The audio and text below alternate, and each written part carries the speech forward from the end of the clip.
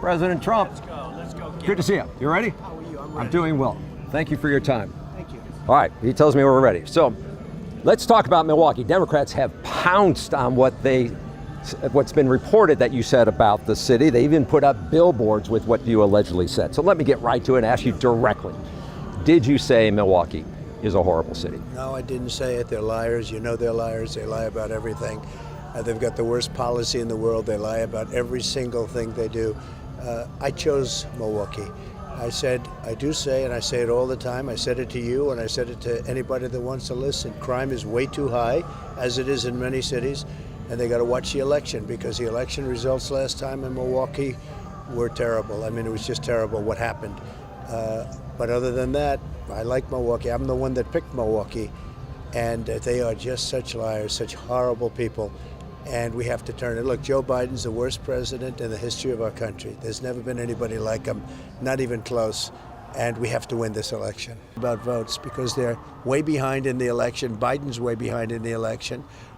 We just had a great poll coming out of actually Wisconsin. We're doing very well in Wisconsin, as we have in the past.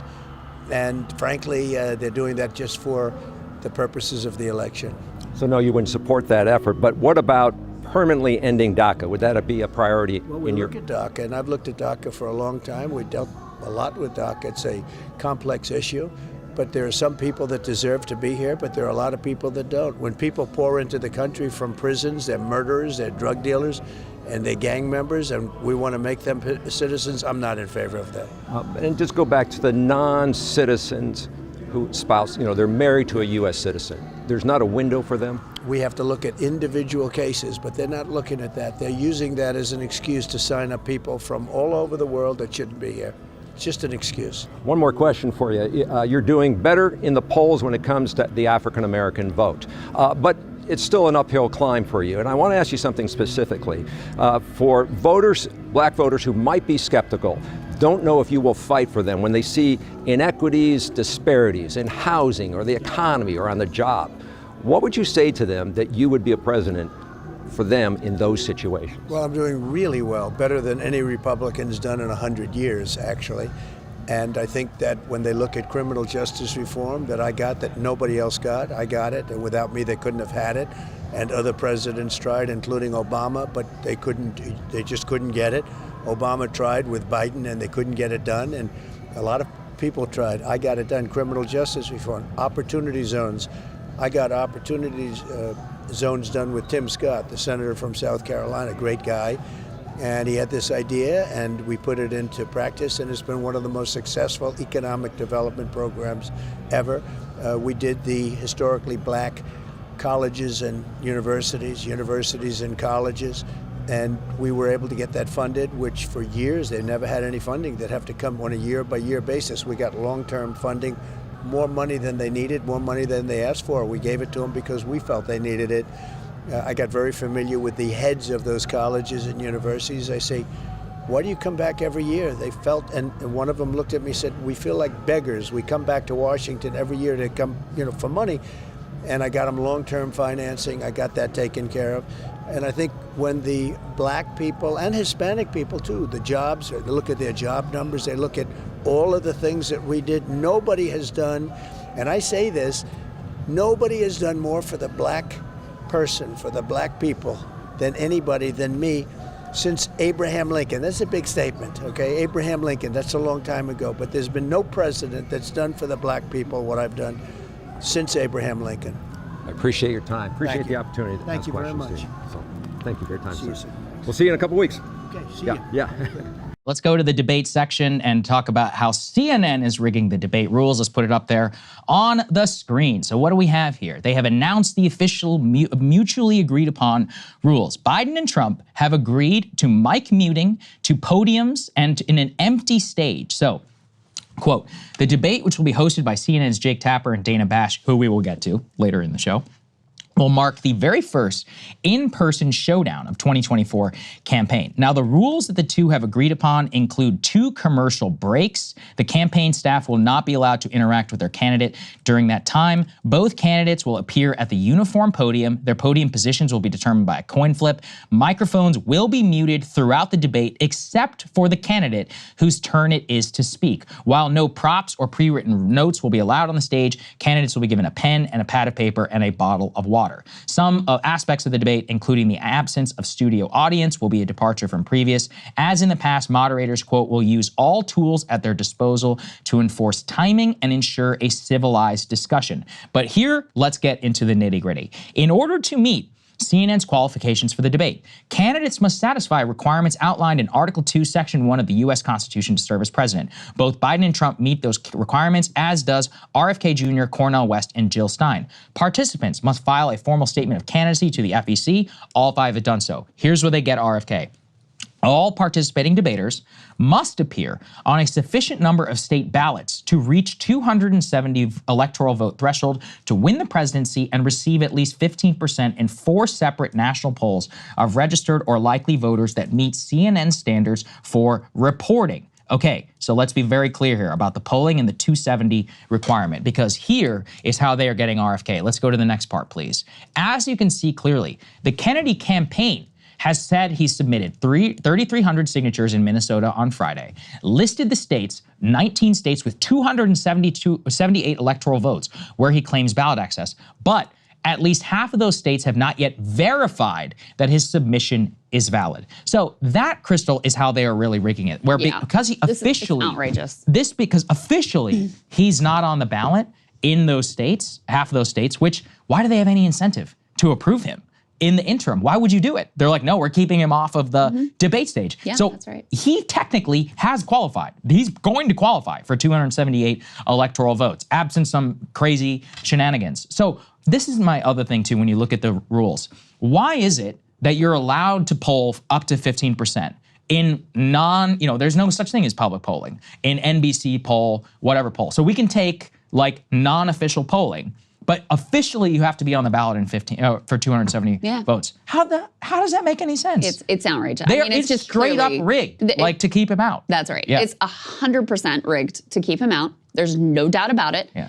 They're trying to put a pretense of neutrality on it, but they've made the criteria such that it is literally impossible for him or any other third-party candidate to be able to gain access under that criteria. Because, these states are all run by Democrats or Republicans. Neither group wants RFK Jr. to be on that stage or to be on their ballots, by the way. And so they can drag their feet and take as long as they want to certify his signatures, et cetera.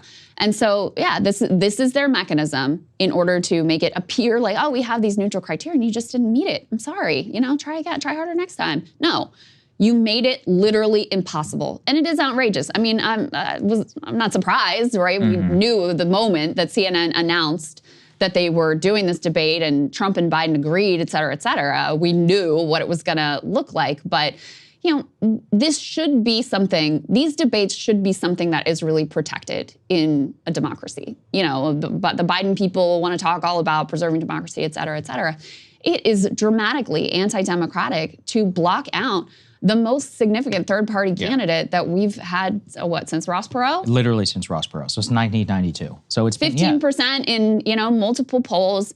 You have a lot of, we covered earlier the number of quote-unquote deciders, people who, are still contemplating which way they want to go. A disproportionate number of them are open to RFK Jr., and you just want to shut out the ability of the American people to hear what this man has to say. Now, you guys know I'm not an RFK Jr. fan. I'm not voting for him. I got all kinds of issues with him. So this isn't about him, his politics, a support for him specifically. This is about a democratic process that they have no regard for. And it really is outrageous. People should be outraged and they should be disgusted. And CNN knows that if they actually understood what was happening, it would be a problem for them, which is why they go to lengths to try to hide the fact that they just rigged it and made it impossible for him or, again, anyone else, any other third-party candidate to have a chance of making it on that stage.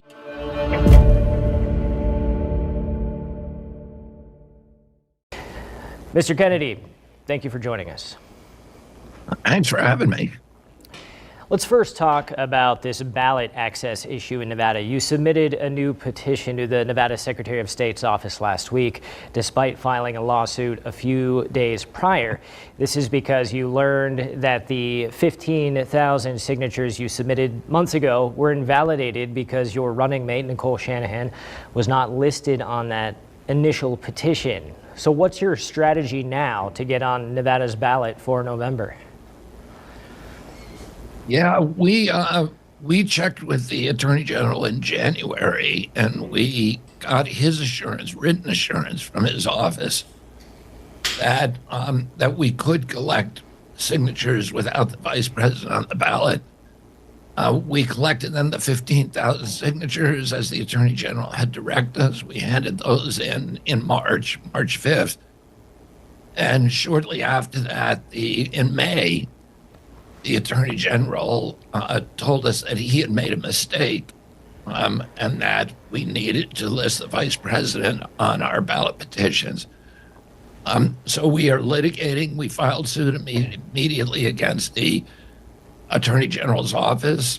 And at the same time, we were taking the precaution to do the ballot access drive all over again, and we're going to collect another 15,000 signatures. So we are out collecting signatures now, and one way or another, probably two ways, we'll be on the ballot legally by August. No, Mr. Kennedy, Dennis Kucinich, your campaign director from the onset, said that the DNC would just never let you in. Can you tell us about the party blocking you in the primaries, then the debates, and do you see what's going on in Nevada with our Democratic Secretary of State as a continued effort to block you from running?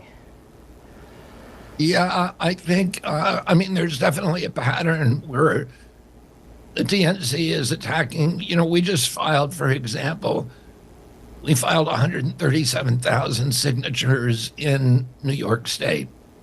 We only required 46,000, and the DNC is actually calling up, sending texts. They've gotten the phone number for everybody who signed our ballot petition, and they're texting each one of them and then following up with phone calls to try to find some problem with how we collected those ballots. That's an example of one of many things. I'll tell you another even more egregious example is that a DNC-connected balloting or petition firm lobbied very hard to get our business in New York, and we gave them the business. We gave them a contract to raise our signatures in New York, and they went out and raised, I think, about 49,000 signatures. We're only required to get 45,000.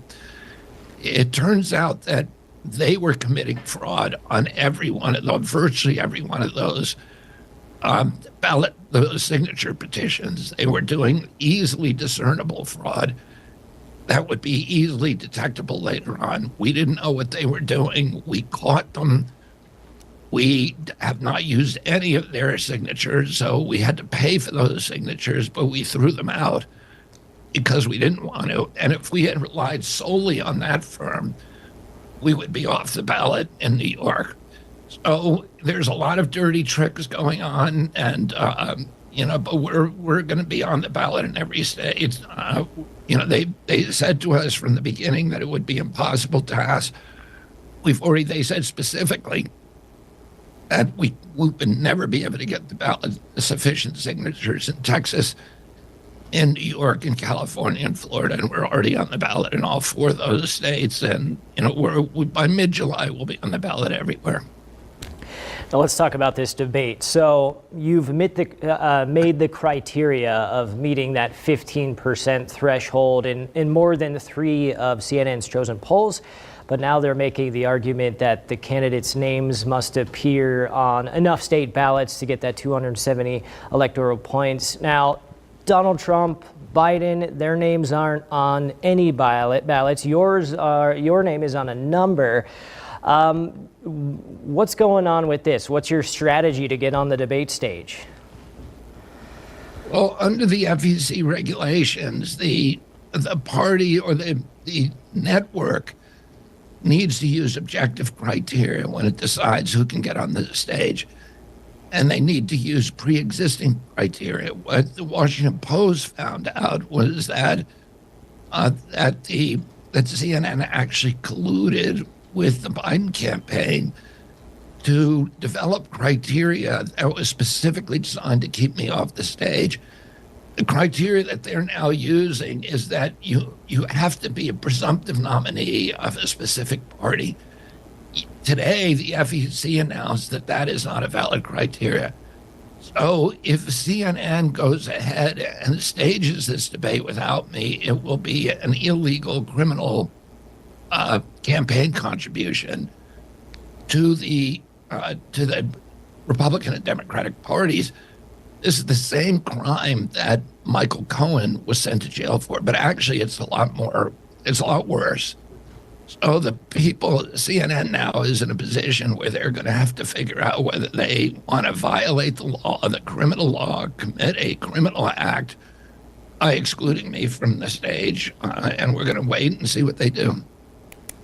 Now, your uncle, President JFK, was shot and killed in 1963. Your father, later assassinated in Los Angeles. You were there. Given who you are as a Kennedy, why do you think President Biden is denying you Secret Service protection? That's a good question, and I can't really look into his mind and explain why he's made that decision. President Biden has the bust of my father behind him at the Oval Office. I'm quite certain he knows what happened to my father and what happened to my uncle. The Secret Service has made an assessment and found me to be at elevated risk. And I'm the first candidate who's requested Secret Service protection in United States history that has not gotten that protection. It's the president's discretion. In the past, presidents have provided Secret Service protection to people who have a tiny fraction of my polling support. Shirley Chisholm, Pat Buchanan, Jesse Jackson, and many, many others all received early Secret Service protection, many of them over a year before the election. And yet we've made 6 requests to President Biden, and they've made a decision for one reason or another that they're not, without any explanation, that they're not going to provide it to me. I would say whatever their explanation, it indicates or it suggests the politicization of the federal enforcement agencies, including the Secret Service, that we're seeing across the landscapes today, which I think is very disturbing for American democracy. Yeah, and speaking of that divisiveness, Trump, Biden, obviously divisive for America. You've said you want to focus on the things that we all have in common. You kind of tend to stay away from some of the social issues and other things because you want to talk about things like the economy, or like many of my friends and colleagues, we're in no position to buy a house right now. And it's a huge issue here in Northern Nevada with BlackRock, Vanguard, and State Street buying up all of the houses. How are you going to begin to turn things around to rebuild the middle class? I think you make the point right there that one of the most important things we need to do if we're going to rebuild the middle class in this country is to get every American who works hard, who plays by the rules, into a home. One of the central promises of the American dream when I was growing up was that if you worked hard and that you'd be able to afford a house, you'd be able to raise a family, you'd be able to take a summer vacation, you'd be able to put something aside for your retirement. Today, there's virtually nobody in your generation who believes that that promise applies to them. And as you point out, one of the reasons that housing is now, the price of the average home over the past 2 years has doubled. It's gone from about $200,000 to over $400,000. The interest rates have also doubled. So that house is now out of reach for almost anybody except for the big investment companies that you're talking about, BlackRock, State Street, Vanguard. Fidelity, those companies own 89% of the S&P 500. They're now trying to buy the landscapes, the agricultural land in our country, and the residential housing, including all the single-family homes. One of the first things that I'll do as president is to offer legislation to make those kind of purchases of single-family homes by these big investment firms illegal. Last year, about 30% of the home purchases were by these big investment houses, and it puts the American people in the position of having to compete for the cost of money with the biggest companies on earth, and they can't do it. It's unfair. It's un-American. If you own a home, you care about your community, you care about your police, your firefighters, your education, you go to the PTA meetings, you care about your neighbors, but more importantly, you have equity. So you have an asset that you can borrow against. So if you want to pursue an entrepreneurial impulse, if you want to build a bowling alley or a yoga studio or a sporting goods store or a saloon, you can access money to do those things. And that widespread home ownership after World War II made the American middle class the greatest economic engine in the history of mankind. And now that we're moving from an ownership society to a rental society. When that happens, we move from being citizens to being subjects. And it's a feudal model, it's a colonial model, and it's not going to be able to sustain American democracy or our country as the exemplary nation.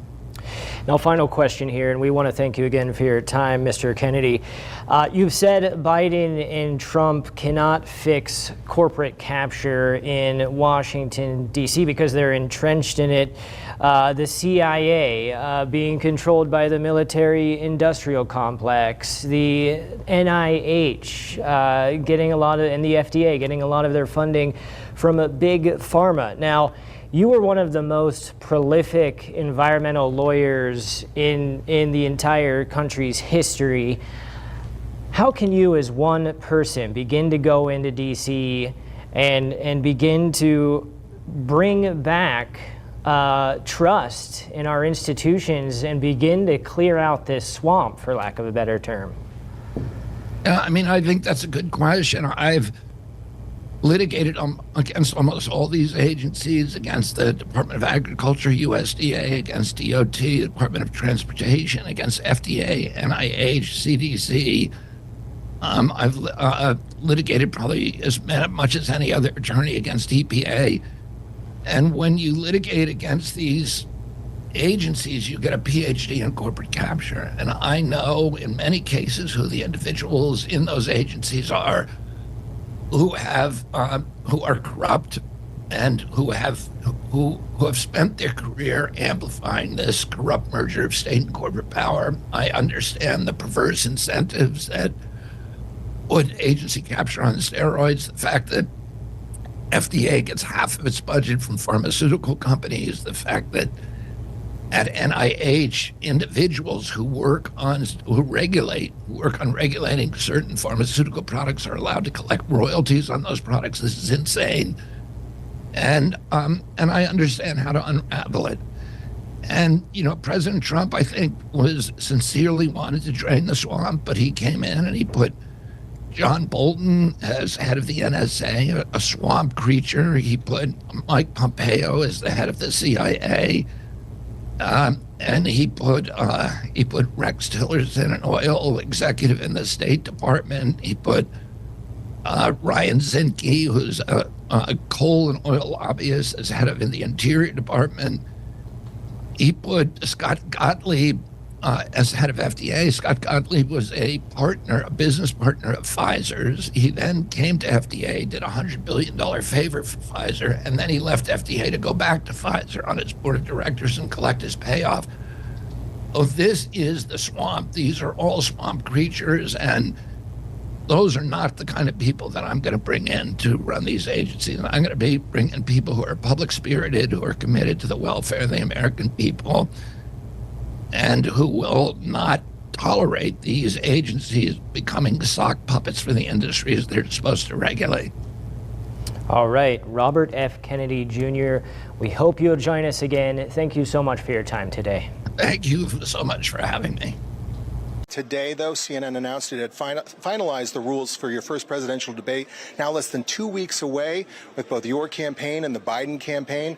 Look, we know you go into this debate with a whole host of things to go after President Biden on, whether it's illegal immigration, you talk about an economy that's not working for many Americans, and the wars in Ukraine and Israel, which you say would not have happened under your leadership. I know you're ready for this. President Biden will go after you on the topics of January 6th and your criminal conviction in New York. How do you plan on responding to those attacks? Well, first of all, this conviction was a Democrat hoax started by him as election interference and really attacking a political opponent never been seen before in this country. It's done by third world countries, by banana republics, never been done by this country. And it's a disgrace, and he's a disgrace. I mean, with his record and his family's record, he's a disgrace to have done it. And the gloves have come off because of it, and frankly, it allows you to speak more freely. Look, he's the worst president in the history of our country. He makes Jimmy Carter look brilliant, frankly, the Carter administration. And he is just a disaster. Now we have Russian ships and submarines right off the coast of Miami and Cuba, just a few minutes away. It's just a disaster. What this man has done to our country with allowing millions and millions of people to pour in unvetted, unchecked, and they come from jails and they come from mental institutions all over the world. They're emptying out their criminals. They're emptying out their people with mental problems into our country, and he's allowing it to happen by the millions. And I tell you, he is just a disastrous president. And if we don't get him out, we've got ourselves a real, I mean, we already have a mess, believe me.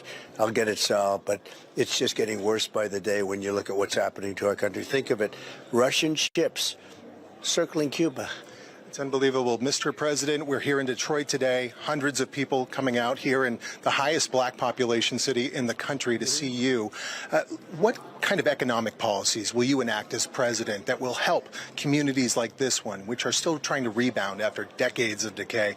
How will you help black and Latino voters this election? We've already done it with the most successful program probably there has been for black and Latino, but in particular, in this case, black, the opportunity zones. And they have been incredible. Did that with Tim Scott, senator from South Carolina. And it's been a tremendous, almost a miracle. It's been one of the most, probably the most successful program of its kind ever tried. We're very honored by it. But we had the best economy. Blacks were working at levels never seen before. Now their wages are way down, and what's happening is the illegals coming in, they're taking their jobs. The black population and Hispanic population is more affected by the Latinos coming into our country than anybody. And I'll add somebody else or some other group, unions. Unions are being hurt terribly. When you have 15, 16 million people coming into the country, the unions are being decimated. And they don't like talking about it, but that's what's happening. They're being decimated by the Biden policies, but also by millions of people pouring into the country. You've received more black support than any presidential candidate in modern history. You mentioned one name, Tim Scott, one of several names that you've mentioned or have been mentioned for vice president.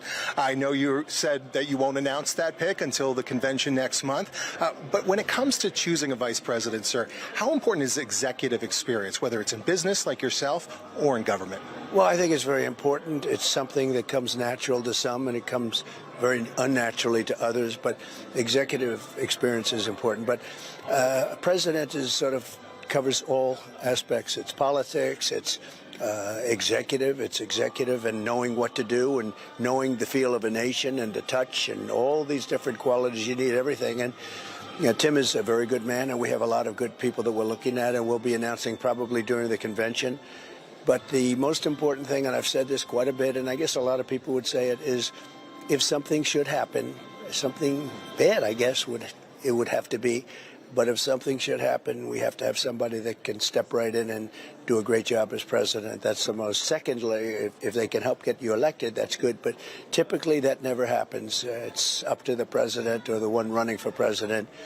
If you look back in history, you'll see virtually no vice president that made that much of a difference in terms of the election. The most important thing you can do is get somebody that will be a great president just in case it should be needed. You mentioned unity, huge theme for you this week. There was a fist bump, I believe, with Senator McConnell down in Washington. You also supported Larry Hogan for his Senate campaign in Maryland. This is a man who hasn't supported you in the past. You're supporting him, however.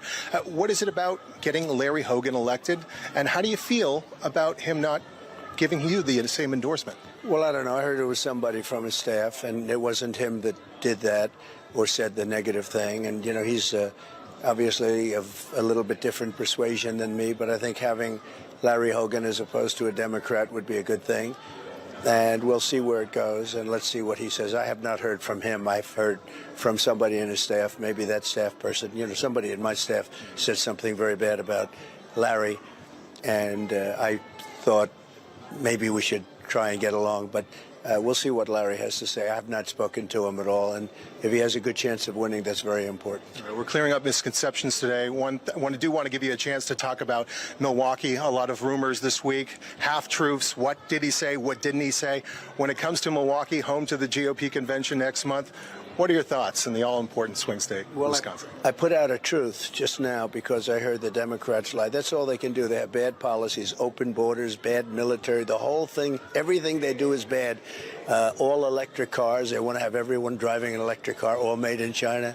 Don't go far enough, as you know. They don't go far, and they cost a lot of money. The whole thing is ridiculous. Now they're talking about your washing machines. They want to give them no water dishwashing machines. Every day they have something new. They have no policy, but all they do is lie. They make up stories. That's a totally made-up story. I picked Milwaukee. I had a lot of choices. A lot of places wanted it, obviously, with the money that it brings and the economics and the economic development even that it brings. I had a lot of choices. I picked Milwaukee. Never said anything bad about Milwaukee other than something I say about a lot of cities, especially Democrat-run cities, is that we want to keep the vote honest. And I hope that Milwaukee's going to keep the vote honest. And if they do, I'm going to really love it. But I was the one that picked Milwaukee, and it's just another lie. They lied about soldiers. They lied about just about everything. Because when you have a candidate like Biden that doesn't know he's around, that doesn't know, is he still living? I mean, I saw the mess in Europe, that mess. I've never seen anything like it, where he doesn't even know where the hell he is. They have to lie. Because frankly, if they don't, they have no chance of getting elected. And it's a shame, frankly, when I hear a story like that. Milwaukee bothered me because when you're the one that picked it, and we have great spirit going into Milwaukee, and the people of Wisconsin, as you know, we're leading in the polls. So what do? They lie and they make up a story that I said something bad about Milwaukee. And I just ask you this, who would do that? Who would say something bad about a place that you want to win? You want to win over? The only thing I say is I want to keep this election nice and honest. And if we do that, I'm going to be very happy. But I love Milwaukee, and that's why I picked it. All right, Mr. President, you get a roundtable to get to. Good luck today. Godspeed the rest of the way. Thank you very much. Thank you, sir. Back to you.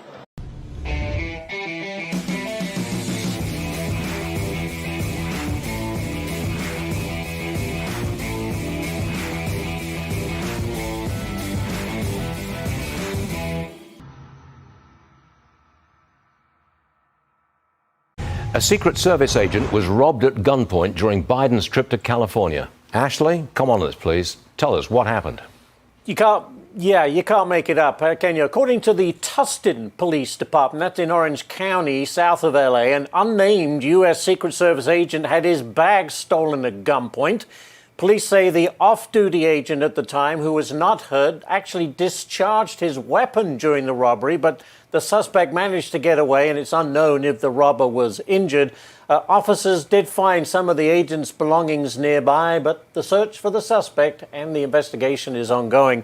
And of course, the agent was with the president in California for that very glitzy campaign stop. But the crime, well, it's always in the headlines, isn't it, Stu? Yep. All right, thanks, Ash. The first presidential debate is June 27th, but candidates have until this Thursday to qualify for it. Now, in terms of getting on state ballots, in the case of independent candidate RFK Jr., his campaign insists they have the needed signatures for several states, but they've typically been waiting until the last minute to submit them. Campaign spokesman Del Bigtree explained to this podcast a few weeks ago why. Our strategy is to hold on. In many states, we're holding signatures as we speak. In fact, we've got 8 states ready to go. But as soon as you turn them in, then they come under attack by those that are going to try and strike them down. Qualifying for next week's CNN debate means a candidate must have received 15% in 4 national polls and be on the ballot in enough states to get 270 electoral college votes. It's not impossible, but it is growing less and less likely. While the Biden campaign has held events with members of the Kennedy family who back the president rather than Robert F. Kennedy Jr., former President Trump's campaign spokeswoman Caroline Leavitt has said he'd be happy to debate RFK. This guy is as far left as you could get, especially on the issue of energy, which is the number one reason that prices in this country have soared. Fox News reports RFK Jr.'s qualified for the ballot in just 6 states so far, even if the campaign has the signatures to eventually qualify in more. Real Clear polling has RFK Jr.'s unfavorable rating at just over 43%. That's 8 points higher than his favorable rating. And the last Fox News polls of swing states have Robert F. Kennedy Jr. coming in with 8% in Arizona, 7% in Nevada, just 7% in Florida, and 9% in Virginia. The hard part now will be within 4 weeks, we'll have all the signatures that we need to be on the ballot in every state. Robert F. Kennedy Jr. is an independent candidate for president. That was something that people said we could not do. And it's clear that we're going to accomplish it. The polling, I think, show us in single digits. Every poll we've seen that shows us in single digits use a deceptive methodology. And what they do is they ask the subjects whether they favor Biden or Trump or other. And if they select other, then they're sent to a different field where they're given a choice between me and Cornel West and Jill Stein. And that's not a conventional way to take a poll. The conventional way would be to ask the subjects the same question that they would see when they get into the voting booth. And when they do that, my polling comes up between 15% and 25%. So it's hard, I can't assess the polls that you're talking about without actually, looking at the crosstabs. We've seen a number of the big polling companies adopt that methodology over the past 3 months, and consistently they drop my poll the single digits. When the polling company does it both ways, as Quinnipiac did, I poll in single digits when they use the deceptive methodology, and poll in double digits, high teens, low 20s, when they ask the poll the conventional way. I wanted to get your reaction to. I saw some people in New York are suing you. 2 people who say that the signatures your campaign gathered, they say they're invalid for various reasons. But these 2 people are backed by the DNC. And I'm just wondering if you care to respond to that and to the DNC being involved. The DNC, we expect the DNC is $3 billion. So, and they've deployed a lot of that money to trying to keep me off the ballot. We expect them to bring litigation in many states, if not all the states. Every lawsuit they brought today, we have beaten them on. We think these are specious lawsuits that are that have no chance of succeeding. We were required to get 45,000 signatures in New York. We got 137,000. The DNC tried to sabotage us by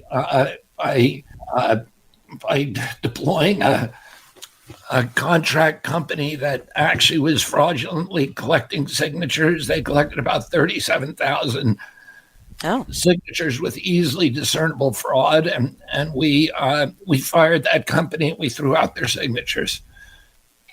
We got 137,000 signatures from our volunteers and from other paid vendors, and they're any challenge to those signatures is going to fail.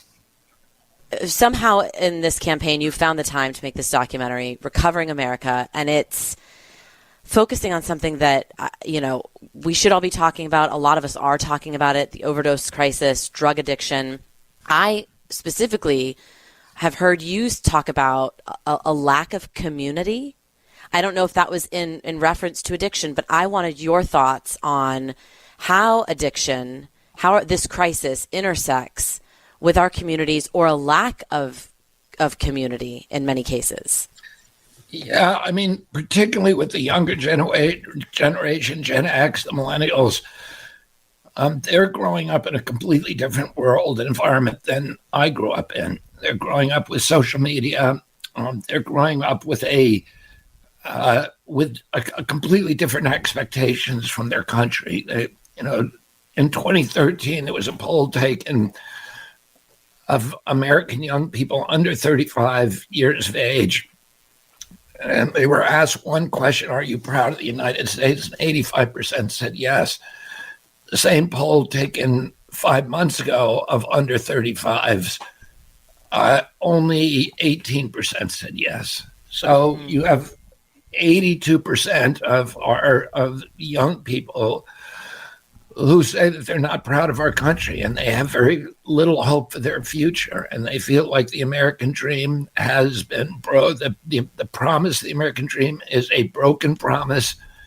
They're not going to be able to afford a home. They're going to live lives that are very diminished from the lives that their parents lived. Suicide is the second highest cause of death now in that generation.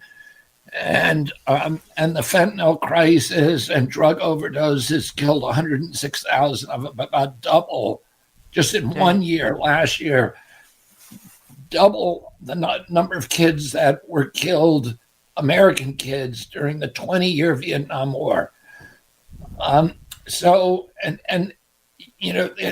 The underlying crisis, the crisis of alienation, of dashed expectations, of hopelessness, of dispossession, of marginalization, and a complete separation from community.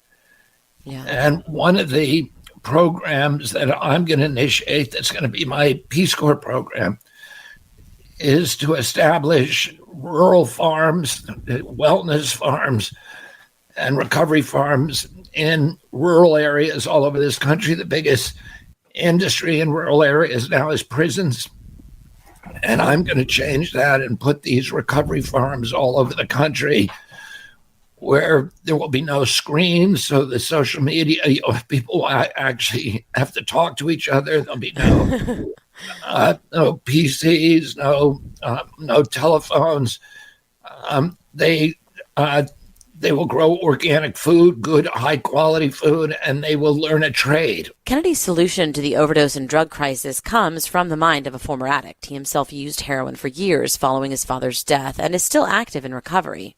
Now, while healing centers where one can farm and garden might work, they also might take a bit of time to get going. Meanwhile, many of the drugs fueling our addiction crisis come to us from Mexico, especially fentanyl. And when it comes to the border, Kennedy's position has evolved into a tougher one. I would close the border overnight. I secure the border overnight. I think we need to have a humanitarian, compassionate immigration policy that reflects our values. But that means people coming in legally, waiting in line, and I think should have wider gates, that we should have an easier path to citizenship for people who come in legally. But a country can't survive if it does not have secure borders. And right now, the border policy is being run by the Sinaloan drug cartels, and they're advertising on YouTube. I've spent a lot of time at the border. I watch. And on one of my visits between 2 a.m. and 4 a.m., 300 people walk across the border, brought there by buses, 55 people in a bus. These brand new, beautiful buses that are owned by the drug cartels.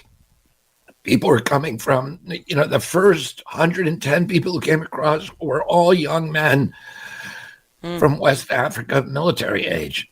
I interviewed the next two buses, so about 110 people, and they were all from Asia with two exceptions. There was one family from Colombia, one from Peru. Those are the only Latin Americans I saw all night. The Sinaloa drug cartel is advertising on YouTube and TikTok all over the world. And you pay $10,000 and they guarantee you they can get you into our country. And the people who come across, many of them have been robbed, they've been raped, they've been brutalized, beaten, extorted by the cartels. Anybody who thinks that this is a humanitarian enterprise is wrong. And then the Border Patrol has been asked not to do its job, but to transport all of these new immigrants undocumented, to give them each one an asylum court date that's 7 years in the future, and then bring them to the Yuma airport and put them on an airplane to any destination they want in the United States. And if they don't have the money, which many of them don't because they've been robbed by the cartels on their way over, and the Border Patrol pays for their ticket and gets reimbursement from FEMA, it's literally the most insane thing I've seen a government do in my lifetime. And you know, these undocumented aliens are crushing the social safety net in our cities. The social service systems are overwhelmed. I toured a rape center in Utah, which specializes in young kids being raped, because there's so many coming over who have been raped by the cartels and victimized by predators. I also went to local hospitals. The beds in the maternity ward were 100% filled with immigrants, and the local people could not get into those beds to have induced births and to get pregnancy services.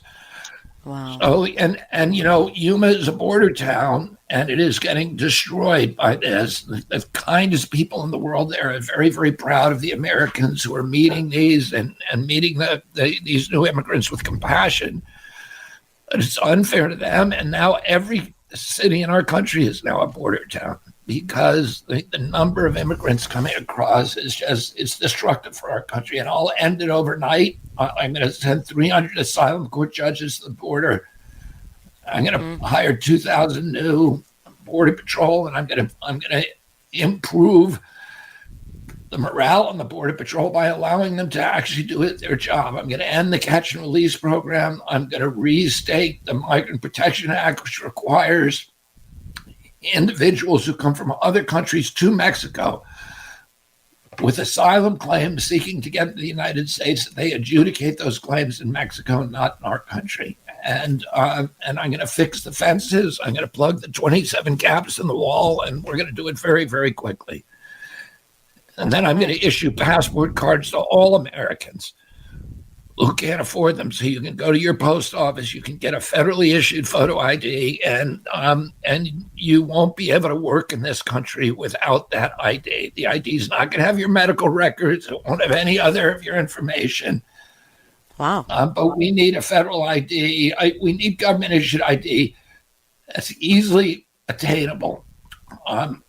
So that everybody in this country can have ID. Everybody can show ID in a voting booth. Everybody can show ID to get a job. And you won't, you know, right now it's illegal for employers to employ undocumented aliens. But there's a loophole, which is the only thing they have to show is a Social Security card. And Social Security cards are absolutely simple to fabricate. They have no photo on them. They're passed hand to hand at work sites in New York, for example, construction sites. And the employees are then paid in cash. And the employer is not liable because he says he saw the Social Security card. Independent presidential candidate Robert F. Kennedy Jr., thank you so much for joining us. Thank you so much for having me.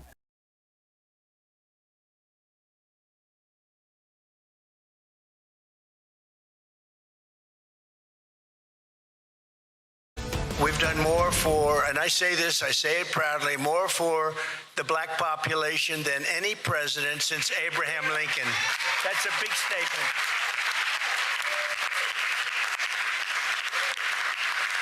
And crooked Joe Biden has done nothing for you except talk. It's only talk. He's been the worst president for black people. Under Biden, real wages for African American workers are down 6%.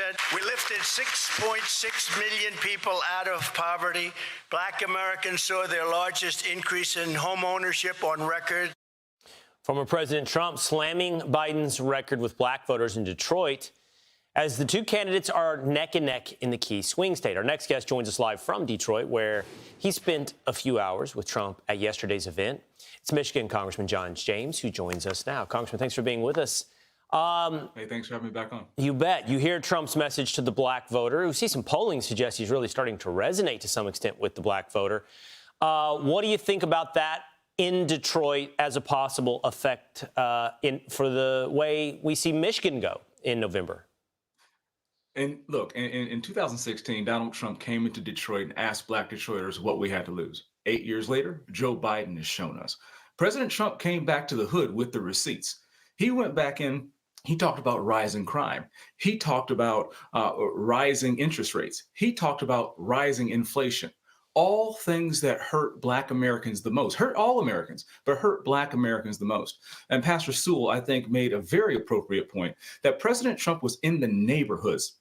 Joe Biden goes to a big special dinner at the NAACP, and I'm not even sure President Obama even visited the neighborhoods in Detroit. But President Trump once again is showing up. Republicans are showing up, not just with FaceTime, but with better policies than the Democrats. Well, this is what you're referring to. Lorenzo Sewell, the senior pastor at 180 Church, said this about Obama and Biden. President Trump, I'm so humbled that you would be here. President Obama never came to the hood, so to speak, right? President Joe Biden, he went to the big NAACP dinner, but he never came to the hood. So thank you. You know, the thing is, though, Congressman, on one hand, you see this outrage. On the other, this outreach, you will see a ton of messaging fed to say, in some way or another, yeah, but Republicans are racist. Well, you know, these are their talking points because Democrats refuse to take accountability for the fact that African Americans have been doing worse decade after decade after decade after the Great Society.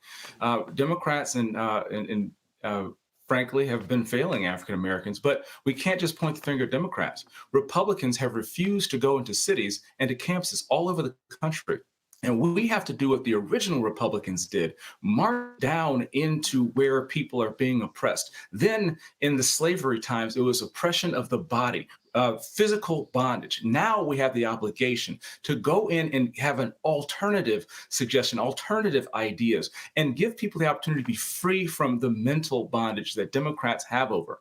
I absolutely believe that if 95% of African Americans continue to vote for one party, then neither party is going to have to work for the vote. In the past, Republicans have ignored the black vote because we don't think we can get it. Democrats have neglected it, but that is changing with President Trump. We are making the case, we are showing up, and people are beginning to take notice. And Donald Trump is tied in the state of Michigan because this is a real race.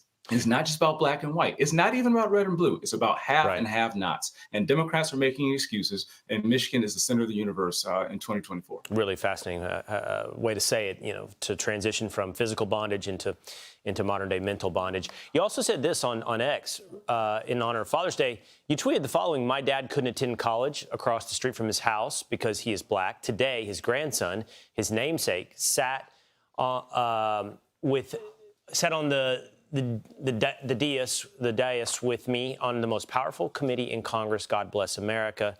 Still the only nation where a family can go from emancipation to energy and commerce in just a few generations." Pretty incredible. It is pretty incredible. We're blessed to be Americans, and so we have an obligation, as dads in particular, to make sure we pass on that blessing of freedom and liberty to future generations. I had the opportunity, as the first freshman since 2011, to be on Energy and Commerce Committee, to bring my son to speak on the remarkable healthcare legislation that we got passed through committee last week. And I was only able to do that by the grace of God and a strong Father who protected us, provided for us, and showed us that even though this nation has warts, we have an obligation to pursue a more perfect union. And by teaching my son that he has a personal responsibility to give back to this great country, is part of my job as a dad. My father's is a combat veteran, a Vietnam veteran. I'm a global war on terror veteran, and graduating from West Point, I recognize that my father never wanted me to follow in his footsteps. He wanted me to be better, and I think that's the wish that every father has for their sons, for them to be better. So, with that being said, thank you, Dad. I love you. Happy Father's Day, and in particular, for all the people in my district, in the Brooklands area in particular, who were affected by the psychopath who went on a rampage yesterday at the splash pad. My hearts are with you. As you no father should spend Father's Day in a hospital. And we're continuing to pray and doing everything we can at every level of government to bring resolution to your families and make sure this never happens again. Well, an incredible personal story. Thank you for those sentiments at the end. An incredible personal story as well that you share with us. And so happy Father's Day, Congressman. Thank you. Yes, sir. God bless. Happy Father's Day. I'm Steve Doocy. I'm Brian Kilmeade. And I'm Ainsley Earhart. And click here to subscribe to the Fox News YouTube page to catch our hottest interviews and most compelling analysis. They'll say that Bobby Kennedy is spreading misinformation where everything he said you can verify. Everything he said is true. Yeah. But there's no money in agreeing with him. There's never been a candidate for president the media hated more than Robert F. Kennedy Jr. This has come from pretty well nowhere to be an insurgent challenger to President Biden. And when he speaks, people are listening. The biggest concern for Democrats is not Donald Trump. It's not even Joe Biden. And what is it? Bobby Kennedy. Joe Biden's campaign doesn't even really want to take him seriously. They think and maintain that voters will see this as a two-person race between Biden and Donald Trump. Everything suggests otherwise. He is one of the most interesting political figures in America today. RFK is all in. There is no going back with RFK. I would love to see him gain traction in this race because I think he could be an incredibly amazing president. Twitter co-founder Jack Dorsey has endorsed Robert F. Kennedy Jr.'s 2024 bid, saying he can and will win the presidential election. Stand up now for the next president of the United States of America, Robert Kennedy Jr.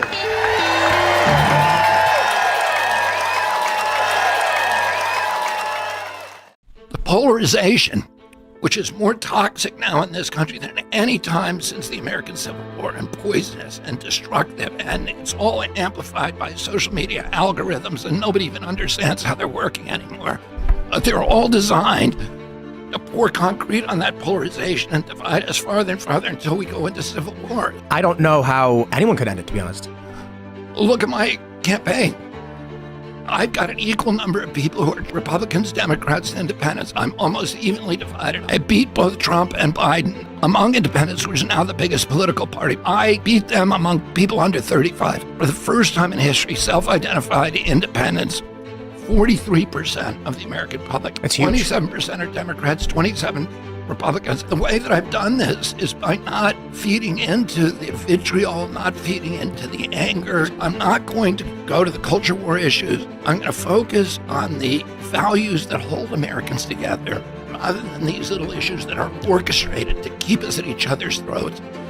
So that all the money continues flowing upward to BlackRock, State Street, and Vanguard, which own today 89% of the S&P 500. They're now trying to buy all the real estate in our country. They are going to turn us from an ownership society into a rental society. And they love us hating each other because it keeps it all flowing upward. You know, many of the issues on which you disagree with President Biden have a lot of crossover with President Trump, who obviously is running on the other side of the aisle. So, you know, you're in a strange position where Democrats are suggesting that you're a President Trump plant in order to take votes away from Biden. Some members of the Trump camp are claiming that you're a Biden plant in order to take away votes from President Trump. Why not support President Trump as an alternative to President Biden? Yeah, I don't see it that way. I think that President Biden and President Trump are much more like each other than Democrats and Republicans like to acknowledge. And let me say this, because that's going to be a controversial statement. I want to qualify it. I think President Trump and President Biden are very different in their temperaments, and extremely different. They're different in their professed ideologies, but the issues that they differ on are in a very, very narrow band. They're mainly culture war issues. They're abortion, it's guns, the border, woke ideology, those kind of transgender stuff.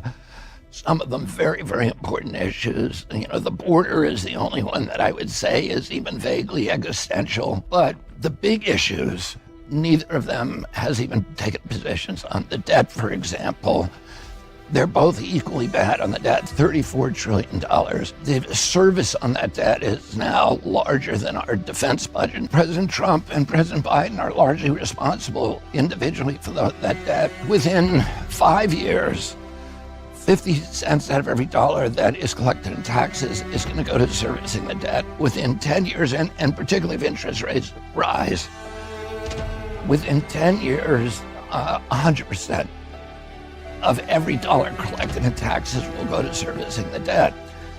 This is really an existential crisis for our country, and you don't hear President Biden or President Trump ever talk about it, and they have no solutions for it. I wanted to ask you about what your solutions are to that, because we can talk about the defense budget, but the reality is 2/3 of the American budget is entitlement programs that nobody wants to touch. The biggest cost is our medical costs, and the medical costs are preventable. And, this goes to another issue, which I believe is the biggest issue, which is the chronic disease epidemic. When my uncle was president, 6% of Americans had chronic disease. Today, 60% have chronic disease. We have the highest chronic disease burden of any country in the world. The cost of diabetes now in this country is higher than the defense budget.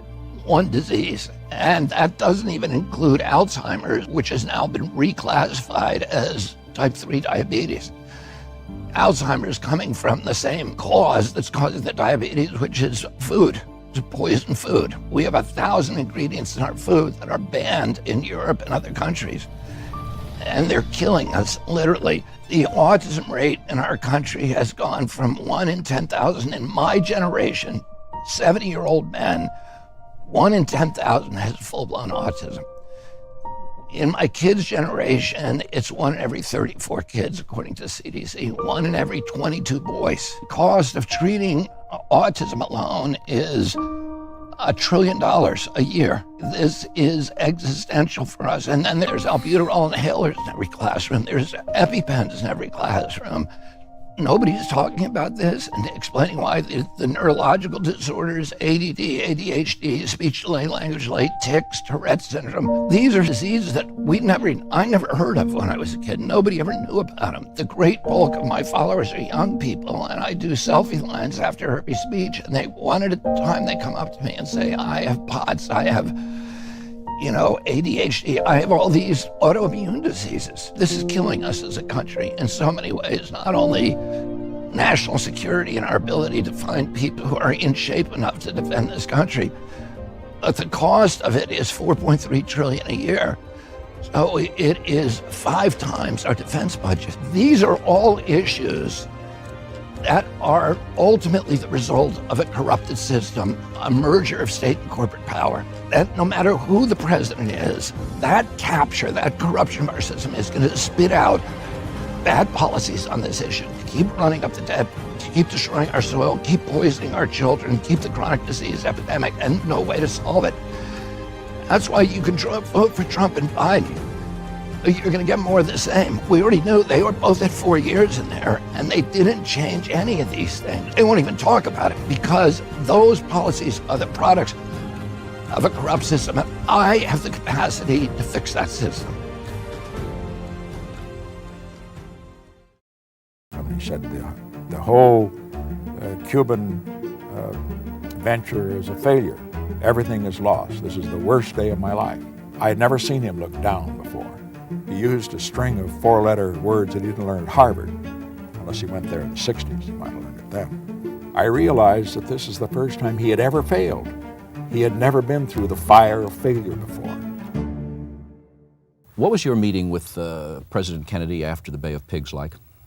Well, the way it happened was that he called me on the phone, and I was in Washington briefly to get a CIA briefing prior to some travel.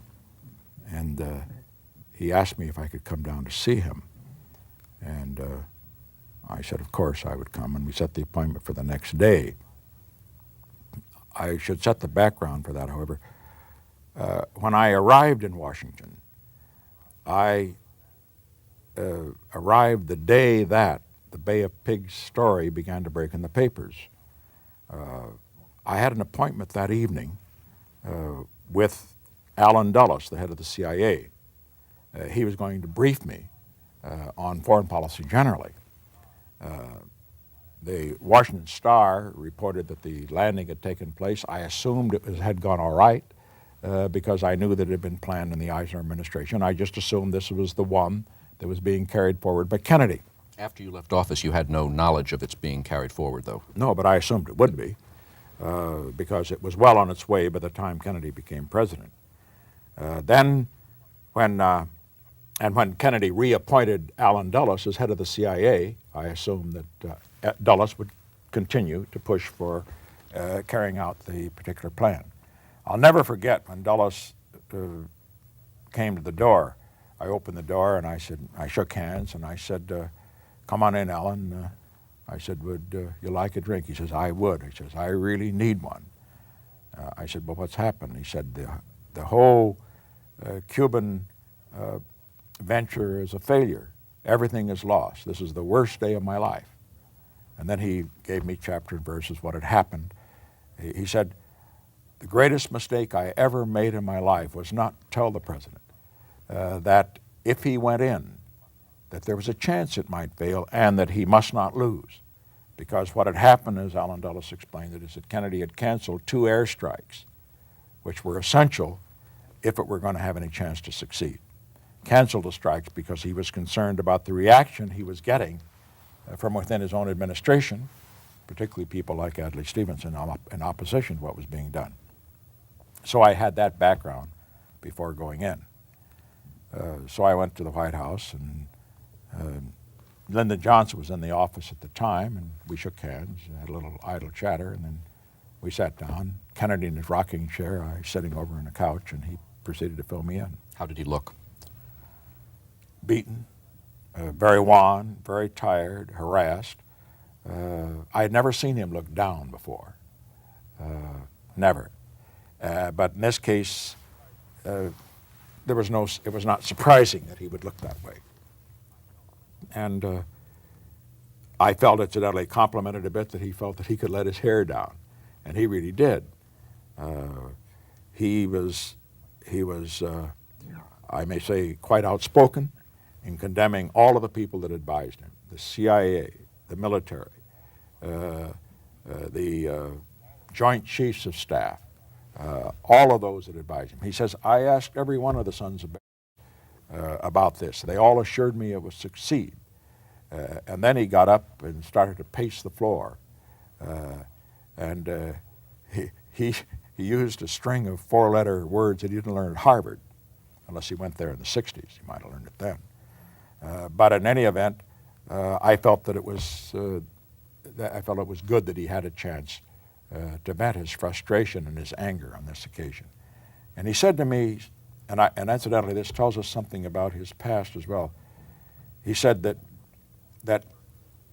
it had been the worst experience in his life to have to talk to some of those men that had been part of the invasion force, their families and so forth. He said it was the worst day of his life, his feeling that he had let them down. And as he told me that, I realized that this is the first time he had ever failed.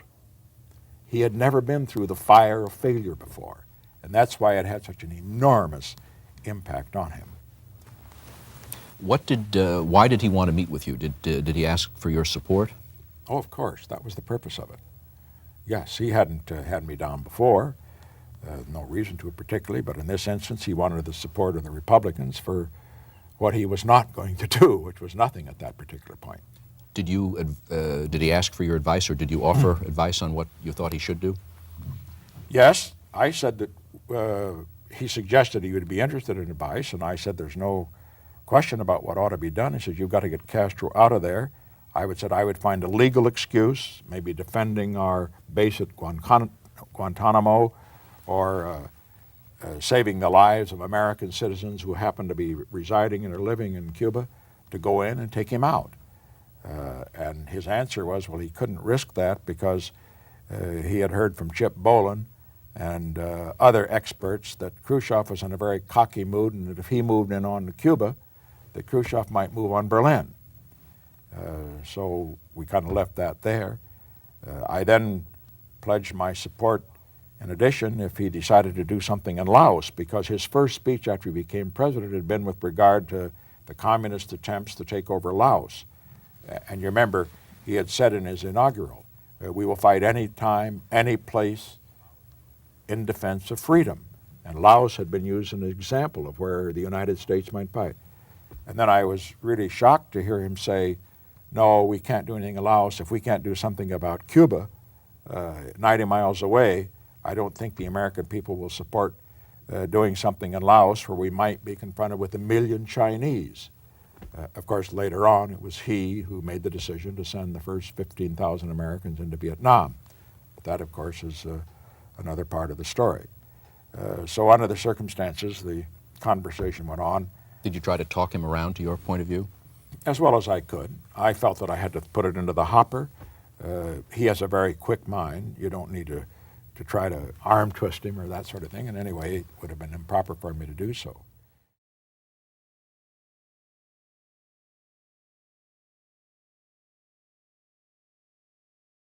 Hey, everybody. My guest today is Bonnie Brady, who's the executive director for the last 24 years of the Long Island Commercial Fishing Association. And we're going to talk about offshore wind, which is a long-term interest of mine as an environmentalist and somebody who wants to reduce carbon. Wind power has always been one of the solutions. I've been involved in building wind plants. My brother is deeply involved in that industry on onshore wind, but I've also been on the other side fighting offshore wind. And one of the big proposals that I fought in the end of the 1990s, beginning of the 2000s, was the Cape Wind Project. And I was asked to get involved because of my relationship with commercial, my 40-year relationship with commercial fishermen on the East Coast and the Hudson and Long Island Sound in North Carolina and elsewhere, representing them in litigation. And the Cape Cod fishermen contacted me from Hyannis, from Chatham, from Wellfleet, because of the threat to their fishing grounds that would be posed by these giant offshore wind turbines that were going to be put in Nantucket Sound. And the injury with the danger was to the fishing gear, their capacity to actually get onto their fishing grounds safely.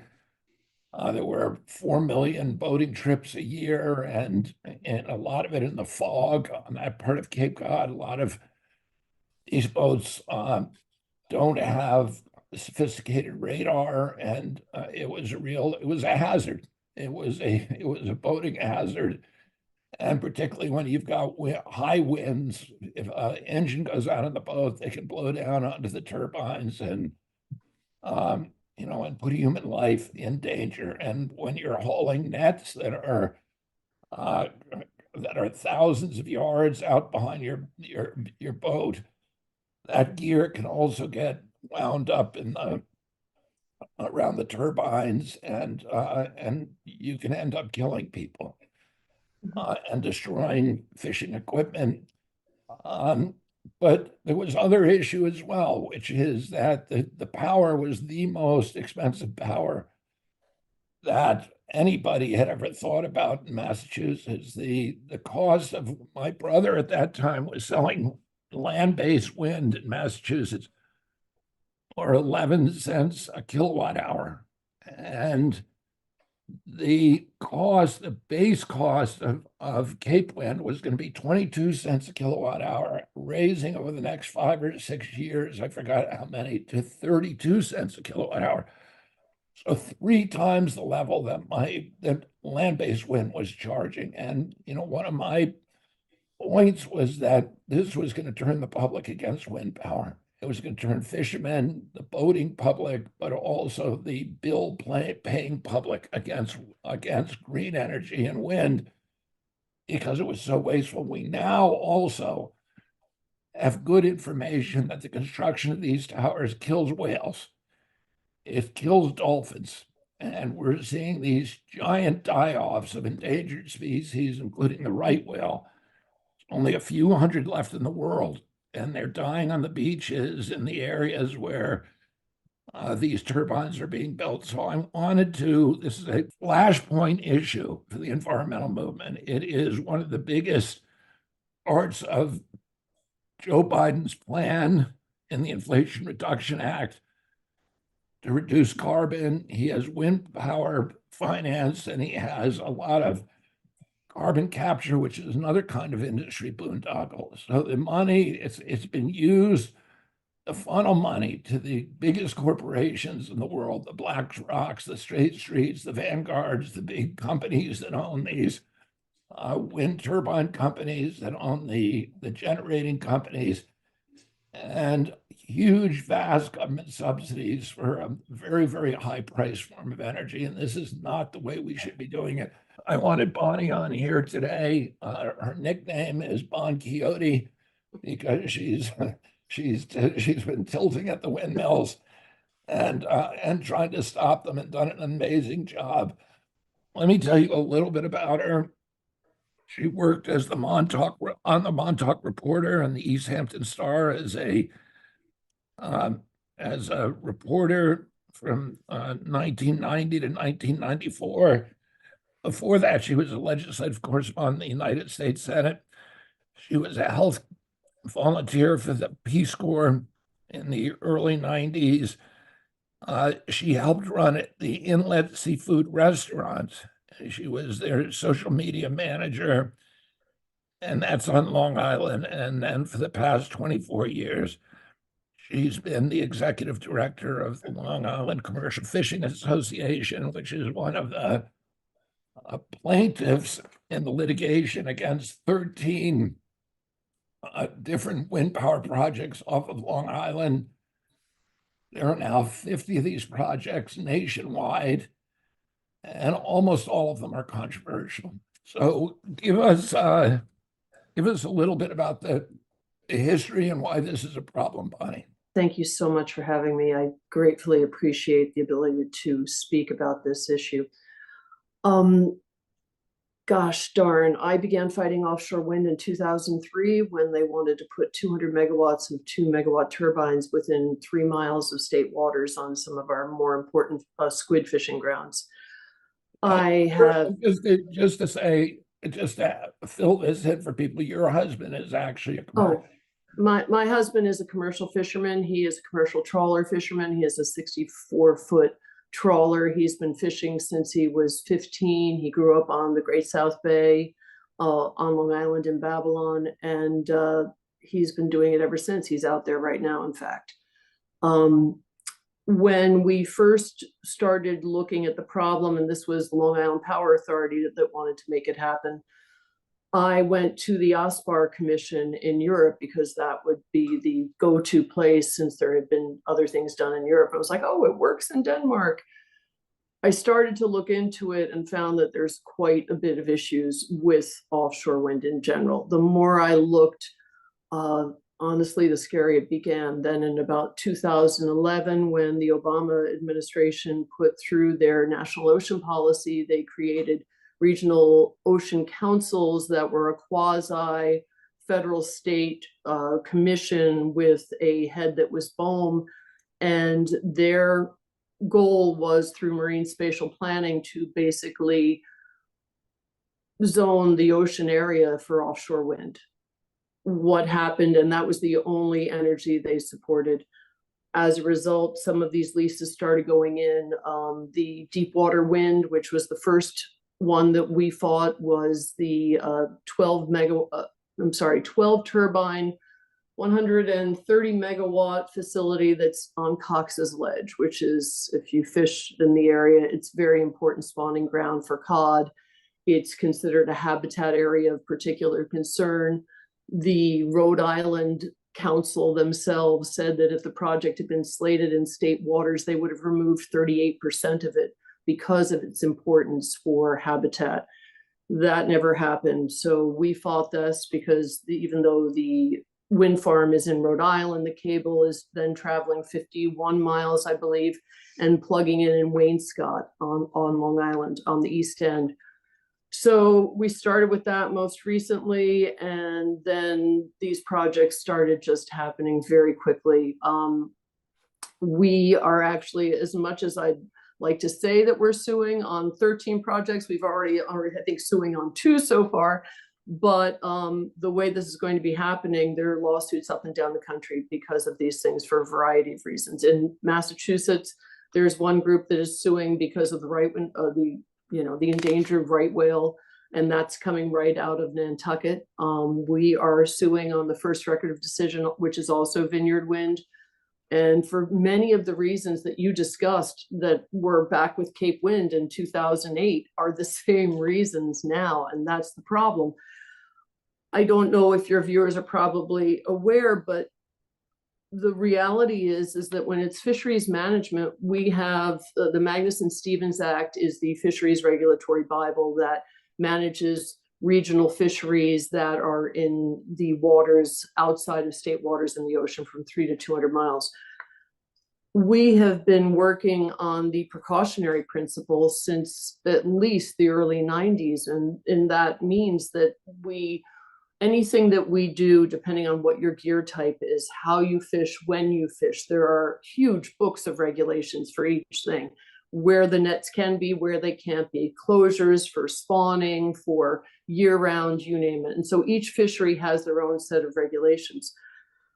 The problem is that what has been happening is, the councils themselves that do this regulation, we have a combination of state regulators, you've got commercial fishermen, you have recreational fishermen, you have environmental NGOs.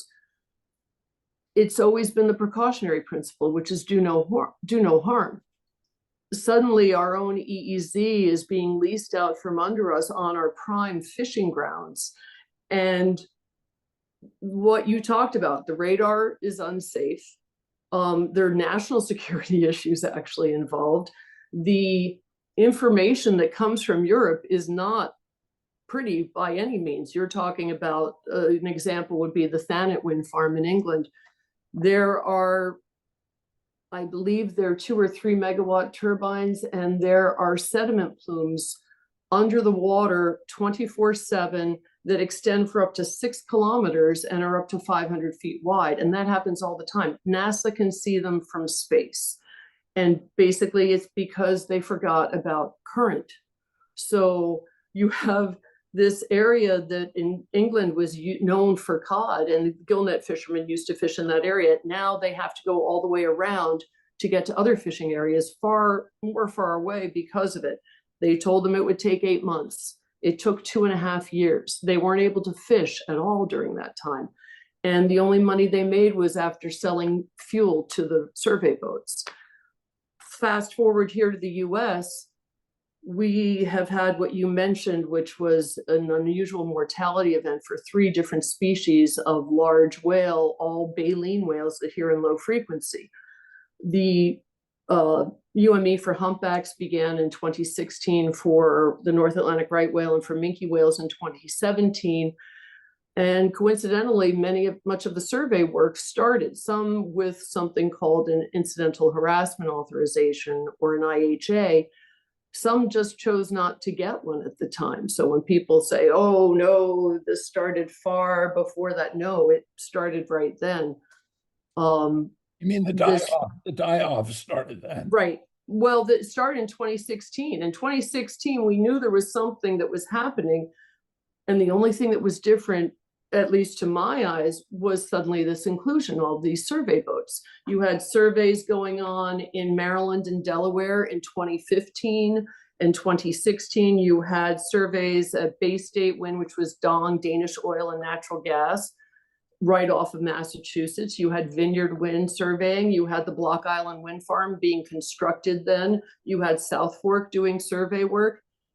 And if you look at the years and the states and where these whales were stranding, there is something that was going on, but being able to prove that, the government allows for level B and level A harassment. Level B means it affects the whales in such way that they want to get away from the sound. So they may avoid feeding or breeding or nursing or communicating with each other.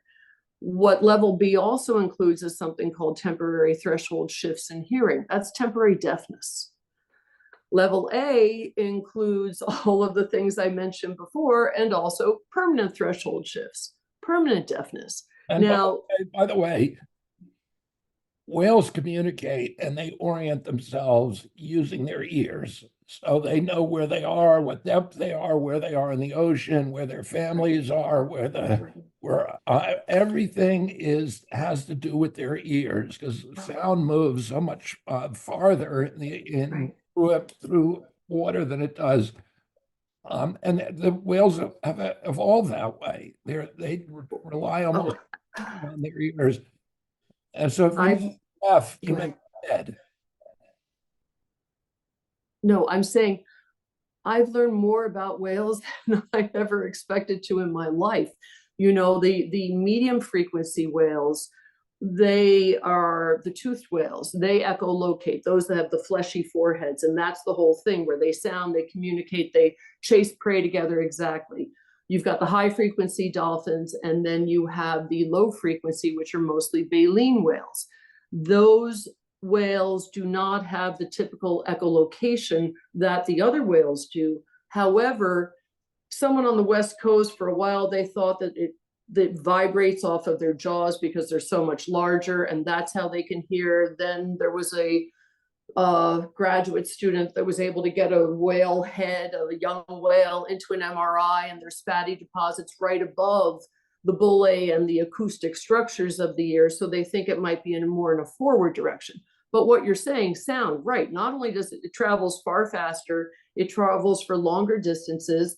There's this thing called surface duct, which I was not aware of until last week, talking about how in certain frequencies, the sound can travel and dissipate, but based on the water temperature, based on what the bottom looks like, based on the thermoclines and what time of year it is, it can start at a loud sound, then drop, then all of a sudden appear several kilometers, up to 100 kilometers later as that same loud frequency. So between December 1st of 2022 and December 31st of 2023, between Massachusetts, a little bit of Maine, but the numbers were from Maine to Florida, we had 85 large whales die, and there wasn't one entanglement.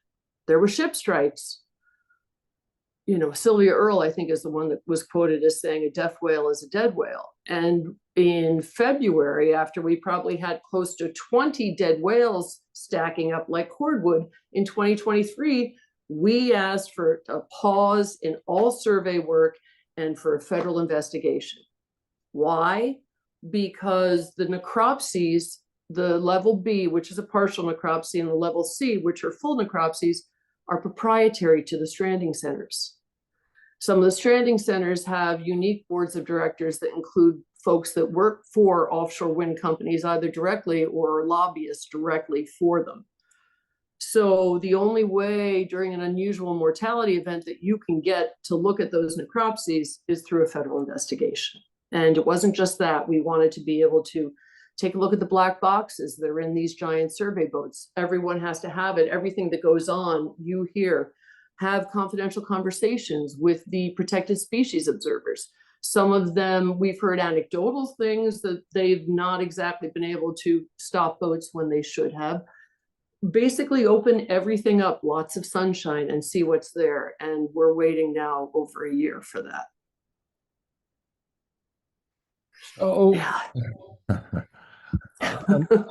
I mean, so it's ironic that the environmental movement that began with saving the whales and saving the seals. The sea mammals really drove so many Americans out of the street, 20 million Americans out of the street on Earth Day 1970. Right. And that the environmental movement has almost completely forgotten about the whales now. And they're letting them be destroyed. And by the way, is completely unnecessary in this country, particularly because we have the best onshore wind of any country in the world. Any continent in the world other than Antarctica. North Dakota is the windiest place on Earth at sea level. We have enough wind in North Dakota, harnessable wind, according to Scientific American. North Dakota, Montana, and Texas power the entire North American energy grid, a tiny fraction of what we're paying for onshore wind. For offshore wind.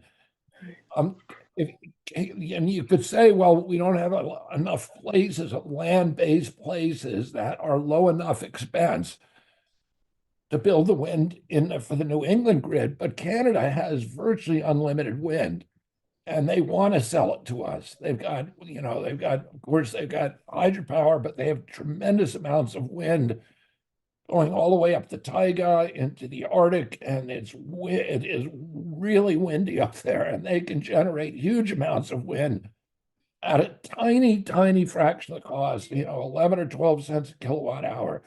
Right. And and to charge people, what are they charging now? Like 3 or 4 times what you'd pay for land-based wind. Oh, yeah. I mean, several studies have said, like I said, between 4 and 6 times even the amount, because obviously you've got corrosion, but there's all kinds of that's not even the transmission cost, which are right. And the I mean, it's once you peel back this onion, which is called offshore wind, and frankly, I might disagree with you a little bit about land-based wind, only because yes, it's available. But what's happening is it's basically becoming a free-for-all where NEPA has gone right out the window. And this idea, it's segmented. There are no cumulative assessments of what's going on. People in rural areas in New York, they're doing something called the Rapid Act, where basically they are removing the ability of consistency review over projects as parties within Article 10, which is for transmission Article 7 for transmission cables, so people can at least have a say in that. That's gone. You've got the Department of Energy that's suddenly removing they're making categorical exclusions for any type of lithium battery site. I mean, and we're not talking about a teeny little site. We're talking about giant 300, 400 megawatt sites that, for example, one company that's a wind company that's supposed to go into a battery center, it's a 300 megawatt battery. Those things, these are lithium ion batteries, which have this really nasty little habit of like setting on fire for no reason. It's right in the middle of the Brooklyn marine area between Wallabout Bay and Wallabout Canal. Within a 1 mile diameter are several colleges, churches, 2 bridges. They catch on fire all the time. I believe it's hydroxide chlorine gas. They're not doing it in a way that is actually taken into account the people that live here and the environmental consequences. I mean, I could start at the beginning. The blades are resin, they're BPA. There is no way to recycle them. The steel is made in China with coal, shockingly. The cables themselves, copper wire, millions and millions of miles of copper wire zigzagging the ocean floor. The issue in the ocean, they've done studies out of the North Sea, which the North Sea between, I believe, up until 2020, there were a total of 60 wind farms together between England and Germany. They've been doing work out of the North Sea where they're talking about the wind wake effect. It's in another article that was in E&E recently. Initially, they modeled it based on some fellow, I believe from Norway in about 2015, that because, and I'm not a sailor, but I've learned enough about this. So if you have the first line of turbines and every successive line gets less wind from it, that doesn't just extend within the lease area, that extends behind it. Initially in the North Sea, they measured out to 40 kilometers past the area. And then Arcvera said, wait a minute, you're wrong, because you're talking about little teeny windmills in Europe. These are much larger. They want 1,035-foot turbines. This is an 18 megawatt turbine with blades the size, each one is the size of a football field. The point is, as they said through Arcvera, up to 60 miles past the lease area, you'll have less wind. So of course, let's play this out. You've got a turbine site 18 miles offshore, and suddenly the people that go to the beaches to relax, get those offshore breezes, suddenly get nothing. What are they going to do? They're going to turn up their air conditioning. Who's going to benefit? The utility companies, which in the case of Long Island, you've got Revolution Wind, which was owned by Eversource and Ørsted. Eversource, of course, they decided to get out of it. So they hired Goldman Sachs. Goldman Sachs was an 18% owner of Dong Energy, which was Danish oil and natural gas, until they changed their name to Ørsted from 2013 to 2018 when they sold out for their IPO. Eversource decided they wanted to get out because they'd lost so many billions of dollars. They hired Goldman Sachs to advise them. And sure enough, within 6 months, the Global Infrastructure Partners decided, we want to buy you.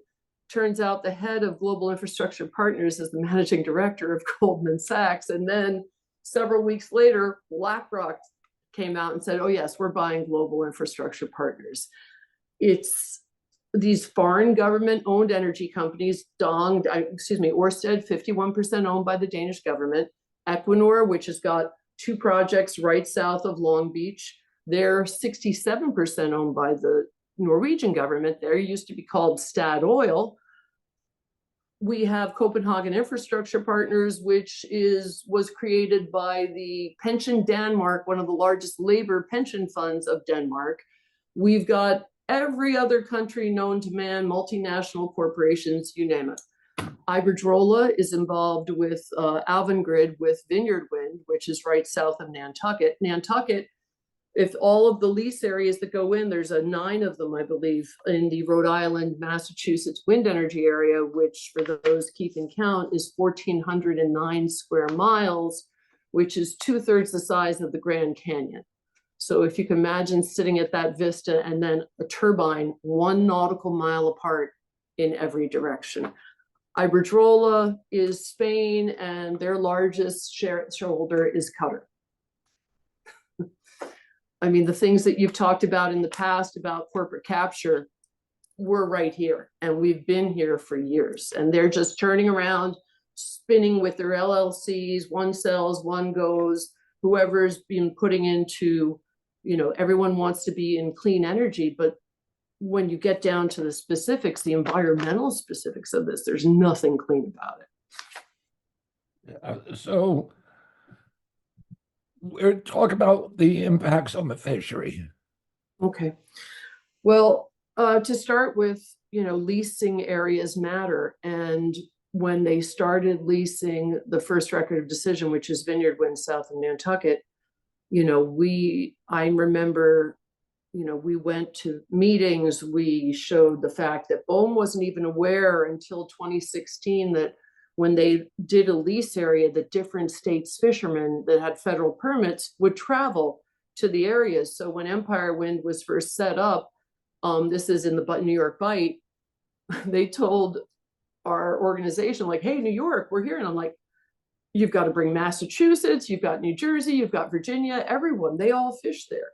They had no idea. So with Vineyard Wind, they put it in literally prime squid grounds. And that's Lalago squid, which for New York is, in general, over the last 10 years, that New York has landed anywhere between 3 and 6 million pounds of squid. Some years, 40 to 60% comes specifically from that area. Other years, part of south of Long Island. The area that they're using when they pile drive the ocean floor, they use a 45 kilojoule hammer to pound these turbines 200 feet into the ocean floor. In addition to creating high intensity, low decibel sound for all those whales that keep going, it creates also concussive waves of pressure, which is particle motion. So fish, marine mammals, everybody gets hit more than once through two different methods. Then they're going to jet plow the ocean floor, a target of 4 to 6 feet, which liquefies the ocean floor in order to put these giant cables in and crisscross in a pattern throughout the area, and then drag another cable and bring it onto land to go through what else? You've got the problem with electromagnetic frequency. If it's sunk at least 6 feet into the ocean floor, at least, because you can, electricity for AC cables still comes out of the cables. All of the cables that are in the lease area are AC cables. So they will have electrical impulses if they're not buried, but electromagnetic frequency exists whether or not it's AC or DC. So certain species of fish we know are attracted, elasmobranchs, sharks, and skates. Others are repelled, cod, and lobsters aren't too fond of it either. They've done tests right over in the Sound here where they use the Neptune cable as an example, and the lobsters were in situ in a cage, and they were able to cross the cable, but they just wanted to stay as far away. You've got the magnetic pull of the earth, and most scientists and fishermen will tell you a lot of that has to do with how the fish migrate year after year. And a big concern for fishermen that they've never tested is what that's going to do to the migrations. You've got the north-south of the magnetic pull, and when you bring those cables in, depending on the angle, you can either add to the nature's pull, which is about 550 milligauss. When you bring it in a diagonal, it can either add to the amount or subtract from. If they bring in two cables within a short amount of time, you actually create a corridor of EMF. You know, these are concerns. All of these things that should have been studied before they even put one in the water hasn't happened. And everyone goes, oh, look, the Block Island wind farm, there's 5 of them. They were put in some of the most pristine area ever. They're small little 6 megawatt Alstom that GE bought out. Several of them have cracks to their turbines because their poor little arms beat off too much. The cable, 8 months after it was, they had 2 cables, one from Block Island, the wind farm to Block Island, one from Block Island, the Sea Ashore cable to Narragansett. Both became exposed within 18 months. It took over 5 years to resync the cable. There's a lot of not ready for prime time here, but the sediment plumes, the fact that the area then, that sand shoal environment suddenly becomes hard substrate. I mean, this is completely changing ecosystems. And the commercial fishermen, if you have a trawler, if you have a scalloper, if you're a clam dredge, you can't go in. If you catch your net on a cable, you can flip your boat and die, what you talked about before. I mean, and from a national security standpoint, or from actually a safety standpoint, there was a boat in Block Island back in 2019 on January 1st that was taking on water. And one of the hazards, actually the only hazard that was mentioned in the report, I know because I've seen the FOIA copy, they talked about low visibility. They talked about really bad weather, inability to see the water at some point. But the only hazard they had was wind turbines. And that's because they reflect off and they wind up creating like a spirograph. And there's no solution to that. The National Academy of Sciences did a report 2 years ago and said, yeah, we've got real problems and we don't have a solution. The Fed's answer to that, write a report about it after you put them in. Yeah, I remember, one of the ways that we were able to kill the Cape Wind project was because we got the Federal Aviation Administration on our side. Because there are, there's an airport in Nantucket, there's an airport in Martha's Vineyard, and there's an airport in Hyannis. And they said this is going to disrupt the radar and endanger the airplane, the passenger, and the military It's all line of sight. I mean, Nantucket is going to be surrounded by about 700 turbines over 1,000 feet tall. They're all line of sight. You can see the South Coast Wind Farm that has, if you go online, you can see the visual assumptions that are made from some place. I've never been to Nantucket, but there's some place called Sanford Farm. And if you're looking across Sanford Farm onto the water, between 24 and 48 miles out, you can see turbines, only you don't see the last 9 of them. And they are huge. The whole point, when the first lease area, which was Empire Wind, was approved in 2016, the National Ocean Center came out and said, yeah, we have this problem. We've got high frequency radar from Cape May all the way up to, I believe, Massachusetts. And we use that for measuring the current flow, which is used for, I believe, tsunamis and for NOAA oil spills and for things like that. It's not going to work. You know, the FAA, most of the systems are line of sight. They haven't been updated since '73. Intermediate airports, serious issues with terminal radar. National security, the ASR-4 and the ARS-8 are also line of sight. One is the first line of defense, 240 miles out. Line of sight will not work.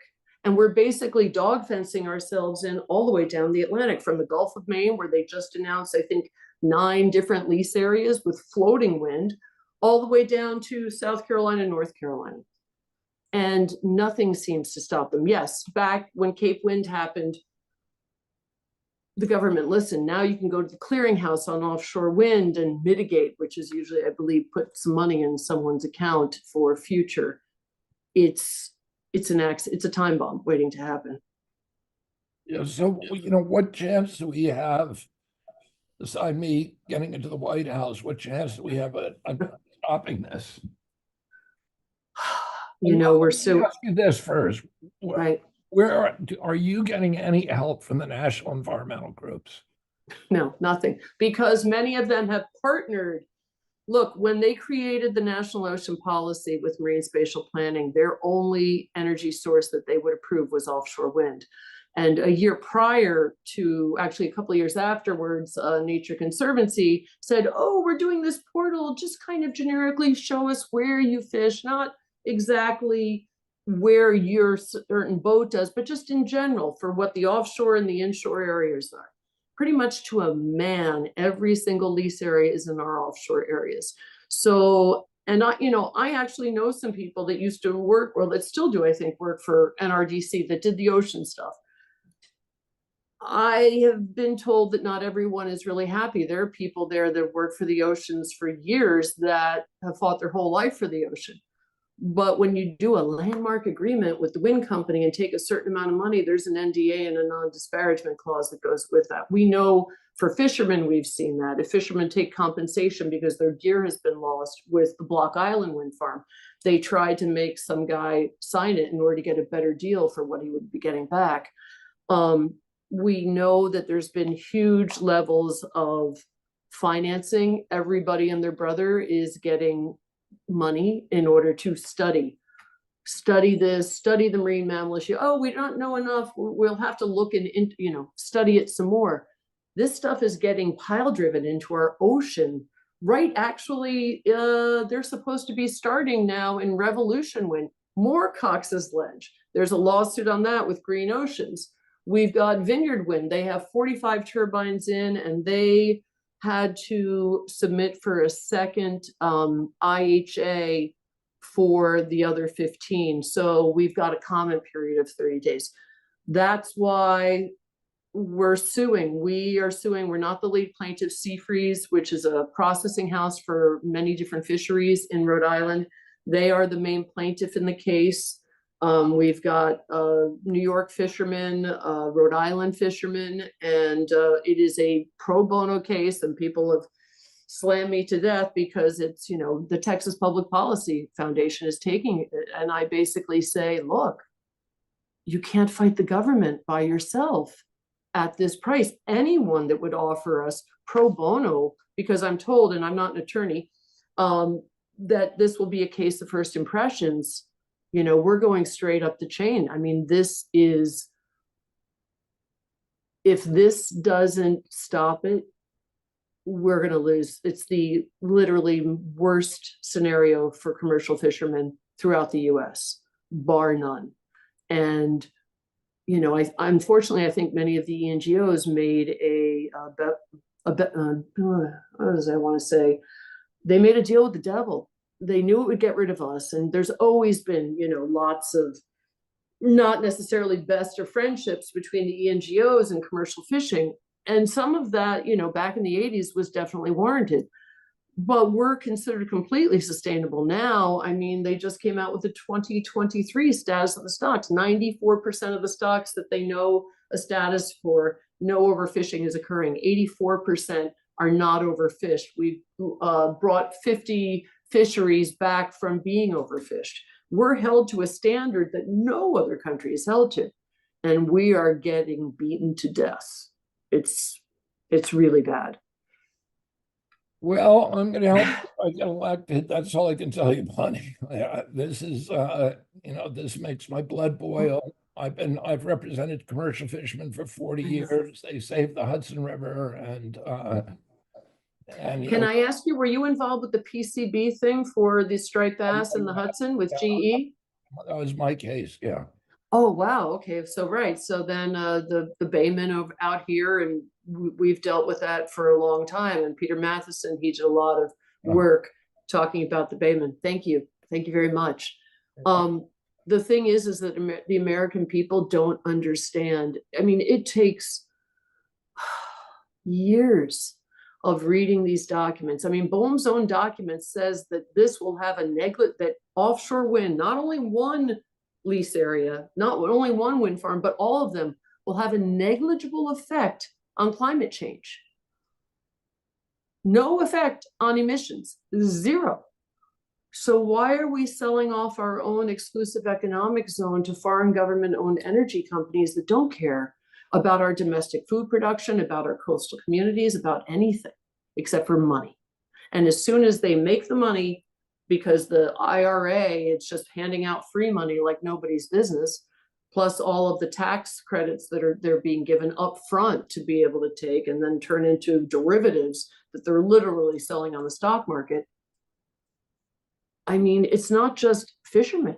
It's people that, people always get accused of NIMBY. Oh, you don't want to see them.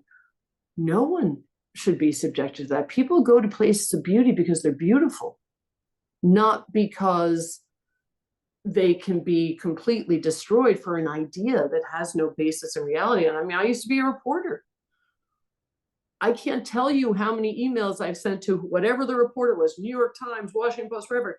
I want to win you a Pulitzer. I've got everything. Here, go ahead. Crickets. And now we're being accused of being, oh, there goes Alexa telling me the weather, forgive me.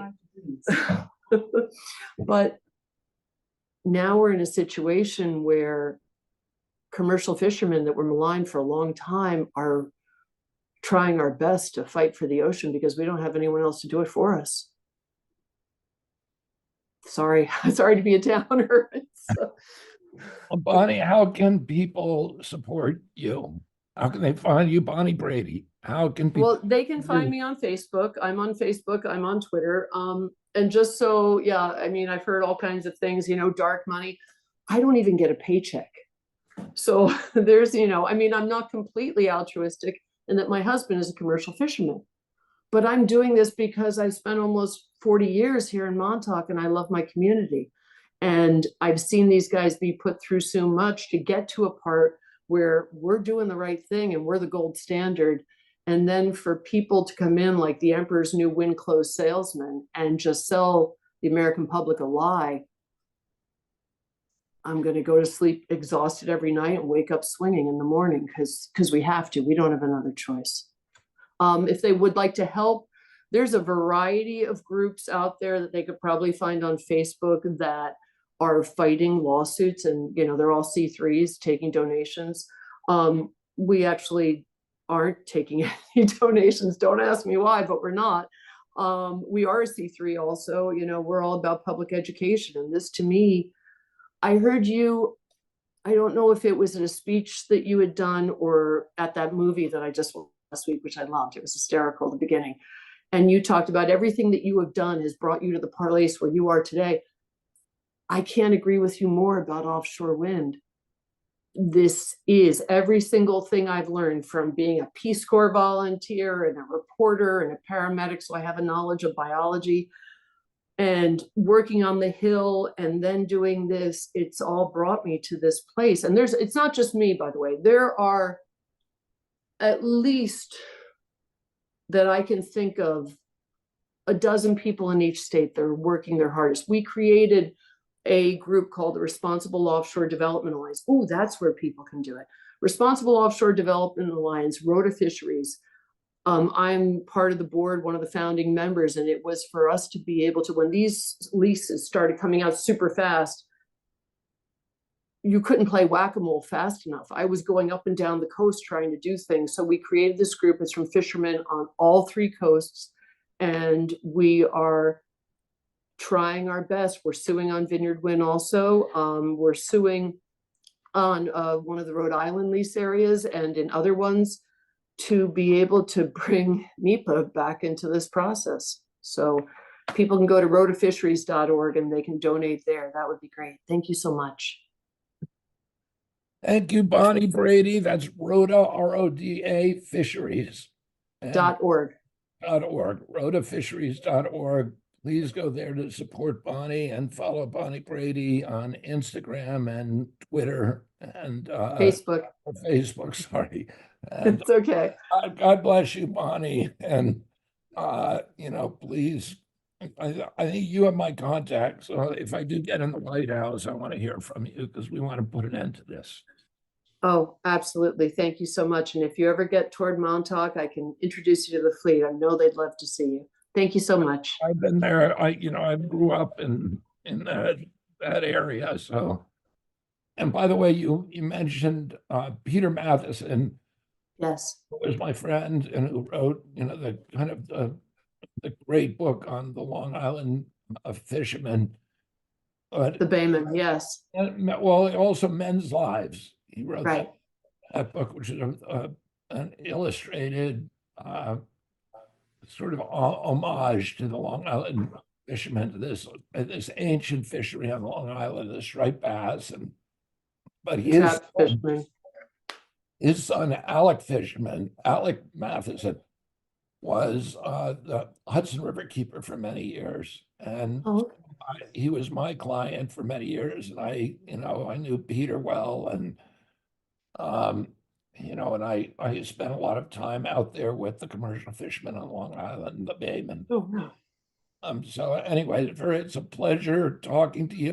My son, Connor, worked in the commercial fishery off of Wellfleet out of Chatham and New Bedford. When he was up, he had summer jobs he worked on the skate boats, on squid boats, on scallop and oyster boats. And then my son Bobby worked during his summer out of Norwalk, Connecticut, on the oyster boats out of Norwalk. Nice. Well, we always need good new crew, so. No, Peter Matheson I got to meet him once. He was a wonderful person. I first met him, I knew of him from reading Snow Leopard, which I read way back in the 80s. And he did great things for the Bayman. We still have some Bayman. We've got 2 crews of trap guys. So if you ever get this way again, we can put you out on a boat and you can help haul with them. And they've got between them about, just 15, 16 generations of knowledge. Yeah. Well, it's beautiful. We need to preserve the culture. We need to preserve the oceans, the shorelines, the view sheds, and our food supply. God bless you, Bonnie, and our paths will cross later on in this election. Thank you. Thank you very much. I appreciate it.